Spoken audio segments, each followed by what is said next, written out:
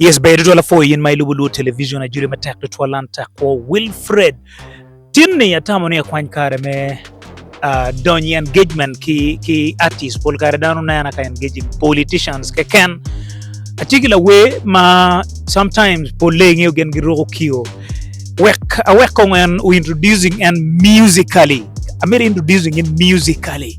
Yo. Yes. Yes, I am in the BOZZMAN Taliban original, the dancehall motherfucker, straight out of Talentos music. Yes, I am. Yes, still tell mo kana ma kainan ngan mo ni tika way.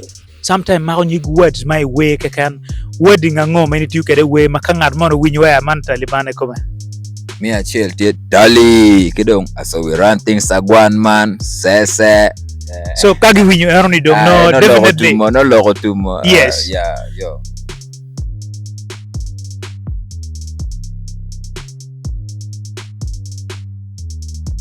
Well, for the 12 mana yela we mati kwere tini pere takto 12 ka wanywa ko tambene ki artist tien lok mo wa wana lu en notier an pole dan wa maro pen mo kene mano tivere had ameru wa joni why are you talented pingo it talented matak madai music ento wanero bragging jenye timedata tele ini pere ye karune ye pere. I have a legacy to keep. Neno music industry ne keneno mota jo maluwo lukela yela, most of them are school dropouts. Okay. Yeah. They lack reasoning, make war ikin gang. They don't think beyond themselves. Because as an artist, you're creating a legacy. Umira beni ni mo kiloko ni laweni no tema come on. You get the lifestyle you live. Chalo and I have a family at Tikilotian.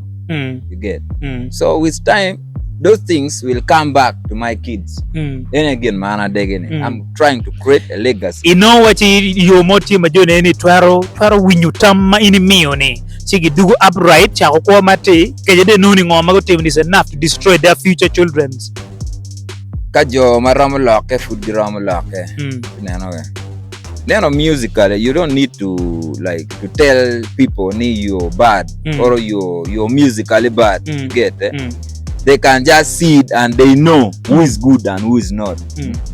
And if you're letting the fans support you, don't let them support you out of fear. You get okay. Let them support you out of pure love. You get and that's what I'm doing. I just do music strictly. Now we can this artist mo kana tele no timatak madai can gene inyo mo kana compare gene wa cha we atio ana cha we chon in kar me cha we kar mena we mena mo wa down ngeyo yen a cha we 2018 2017 no fuda duga ki school. Then I better organizing myself 2018 to 12 we me a chill mo we ko kwon nya ko mama be better collab one Doggy Fresh.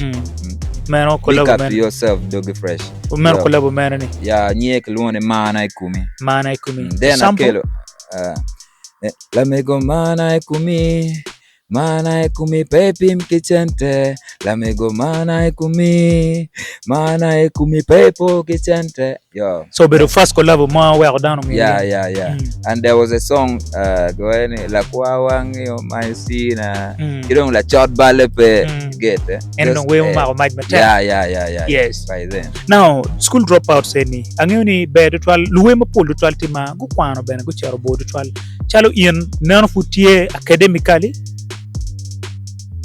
and academically agir senior 6 na tiki motive mechara katimo engineering I college magena Elgon but financially jemene po timema bed twal so abero frustrated kar mango mano mira joining but financially that's why I joined music. Now iwe karoberupe karango mayite kanone kiwe because kanano we studio wele tech video wele tech anere yubu video yubu audio chana no peramo konyo no gankwano ngar mo gwakte ka support yin yo mewe musically, I'm a businessman. But right now, I have hopes of me going back to school. But then, right now, I'm focusing on the music. But music has done a lot for me. Like compared to all these artists, I'm better off than them. Yeah? Because to state it loud and clear, me, I have a home, I have rentals. Okay. Yes. So mukana ni kita wo matak madai dano kita a lot of them they are run like that. A lot of them. No, the most important thing, people mistake progress. In life, you need to follow process. You get process per full. Where a bit permanent, you need to follow process. You get one. How can you jump to having a car? You paying art. You get like this music of ours is seasonal. If you don't have the money for rent, if you were mutakanene, the parking kwen kong work your name was street parking, but you get you get that's why all of their vehicles are in the garage. Paul mutaga di garage be pe nan go work kay nan ma work kay no lo tigi ngar mom pada be wajo nyangwe. So there's one thing, if you're creating a legacy musically, me achel bet ki gang ma ga wani ini gang pangere bet the landlord mo ma ga yaro kirme mamulu boy ngom kaman. No, there's some respect mo mango kimi ear and fans mu karugana kumini gidwa ko forge ni wano geno ngate den ngato timo gi mo mabe kingo ki gen ma wano gen ki chena ma miyo ear neno we other than go no bera bango girang. You get neno we. Now that is ko mo ne benati industry matak mada magawa ni we mo kana nano gitig matak mo kaya beno ko wudo gara gichanda ne go sugar mami money tie sugar daddy money tie wak mo berongole boriba pian iwe iti wagi ipat ki jo mukana chane loka suka mami ndo wunyu dong no matak mada I did kidong konyo jo ne eno ni kache nem wak no gitikere ineno chala itame suga mami eni mo tampa ngara chela ka ngata poti ki suga mami ne mabe mo mege inana we onyo ngara chela tigi mamege I don't know inana we kangan matigi suga mami ne uti kere mabe tikere mabe no edete mo we konyo no bet permanent kalare nung gangi nung biachara ma you can benefit in a long term. Get no permanent asset no asset there are people who can may know gitig asset are gonna know document pete nye and we mo kan take experience ngine ni da ko dong te wa no ngomo nga gani document we ngotingo it all comes to the brain kapeti kadame so penen ra nen berengo so eneno kenen sugar mami mo gwaktika supporting you get sometimes ka wachine will gi money wa ko beri nya ka man yin benen yo ni mo mengo aside mo beri nyine bo beti yes now with time pian ngayon people can change ka no itigingo gen mechimo mamegi you get akidong gena chel ma mero ma futba ya alungo edu tole kom ngomo wa kata mane alung yin amero ni kong dok ponem this angle do tingano anyarte do management kagete do management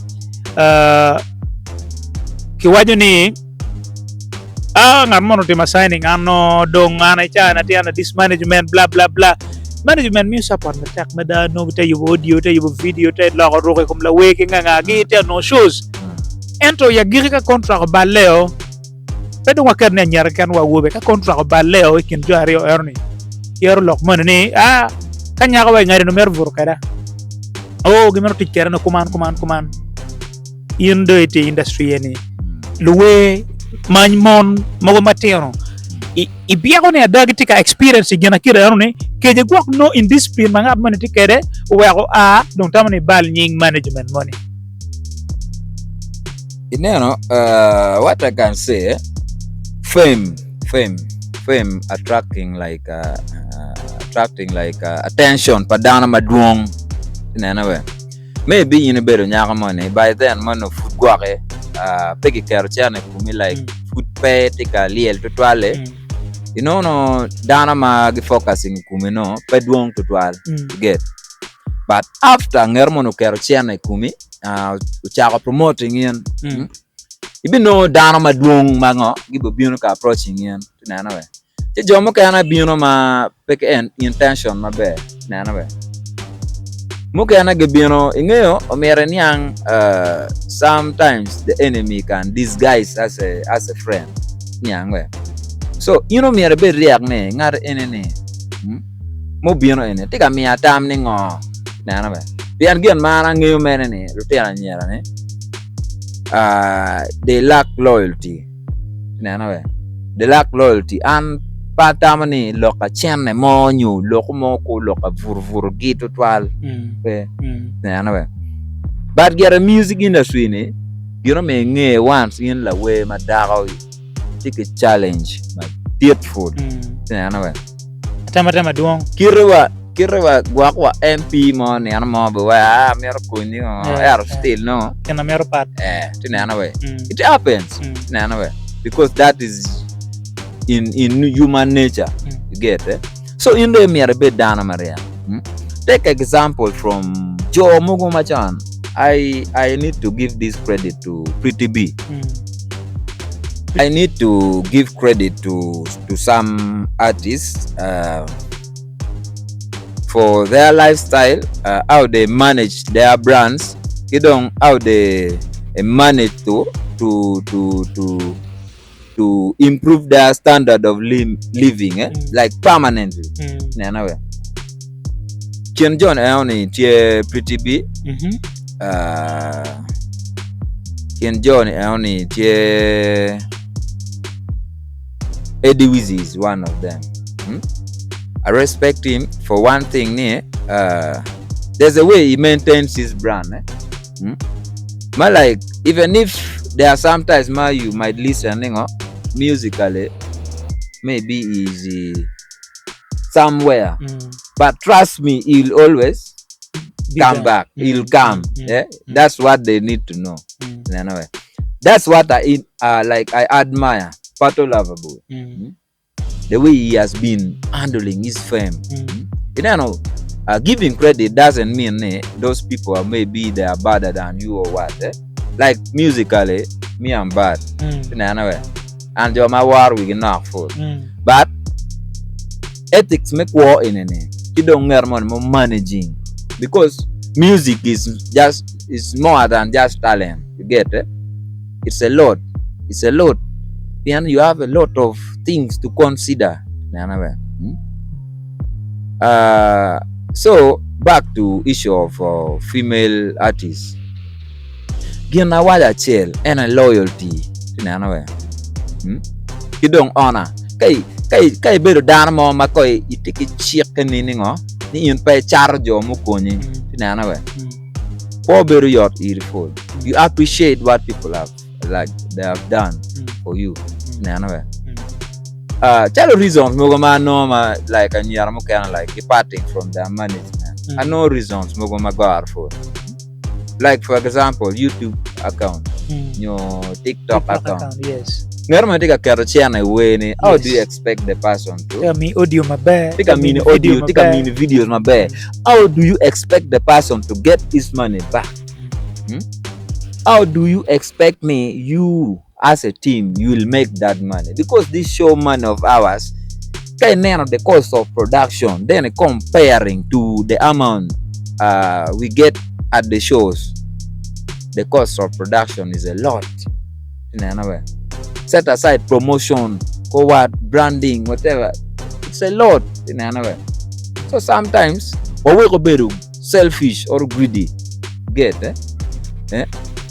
you let someone also get the payment for what they have done in another way. Let's stop thinking about ourselves. We think about the people we work with also. Keeping that one aside, Amir Wachak from this point, ini Lego? A Lego mabad. Lego kana. Dini ni kwana. Dini na anati Catholic.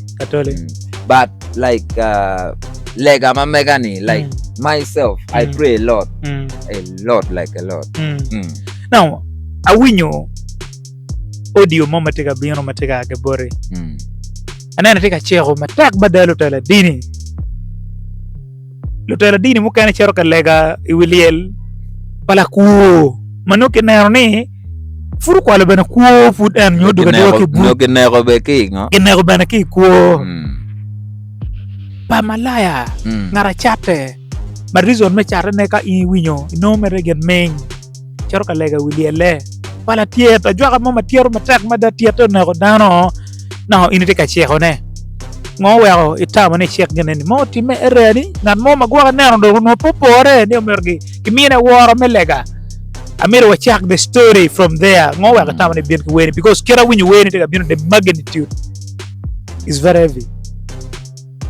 First of all anabero la we anyway why art can be in different forms so abero paying then atamo gimone